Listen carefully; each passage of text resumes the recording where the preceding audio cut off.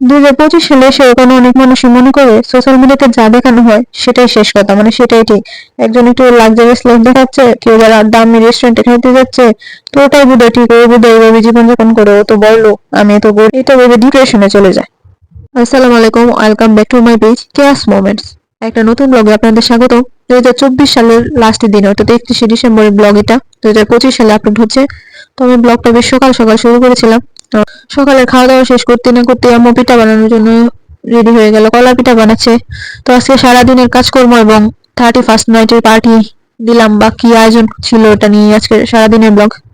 তো আমি ভিডিও শুরুতে যেটা বলছিলাম, যে আমরা 2025 সালে এসেও সোশ্যাল মিডিয়াতে যা দেখি সেটাকে একদম বিশ্বাস করে বসি যে এর বাইরে কোনো লাইফ হতে পারে না। একজন মানুষ দেখাচ্ছে সে দামি রেস্টুরেন্টে খাচ্ছে, মানে সে বোধহয় হর হামেশা ওই বিরিয়ানি তেহেরি বা দামি রেস্টুরেন্টের দামি খাবারই খায়।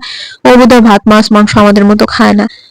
বা ও কোথাও ঘুরতে গেছে, ও মনে হয় সবসময় এভাবে ঘুরতেই যায়। ও সবসময় ওই থাকে, ওই ভালো জামা কাপড় পরে ভালো জায়গায় থাকে। ওর মধ্যে সাধারণ কোনো জীবন নাই।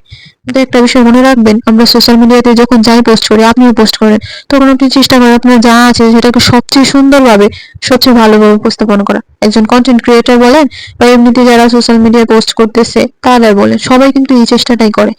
তো 31st নাইটে আমি একটা রিলস আপলোড দিয়েছিলাম, জাস্ট দেখে মনে হবে আমি কোনো পার্টি করছি এরকম, মানে আমার আয়োজনটাকে আমি একটু উপস্থাপন করছিলাম। তো সেখানে একজন কমেন্ট করলো যে আপনারা তো ভালো আছেন, বেশ বড় লোকের আয়োজন, আমরা গরিব।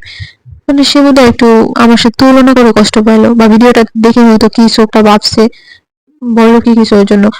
সেজন্যই মূলত আমার ব্লগটা আরো আপলোড করে, যে ওই দিন আমি কি কি করছি এই ব্লগটাতে আপনারা দেখতে পাবেন, কি আয়োজন ছিল সেটাও দেখতে পাবেন। ভালো থাকতে হলে বা নিজের পরিবারের সাথে সুন্দর কিছু সময় উপভোগ করতে যে সব সময় দামি খাবার লাগবে, দামি কোনো রেস্টুরেন্টে যেতে হবে, ভালো কোনো জায়গায় ঘুরতে যেতে হবে, এমন কোনো কথা নেই। নিজের সামর্থ্যের মধ্যেও ভালো থাকা যায়।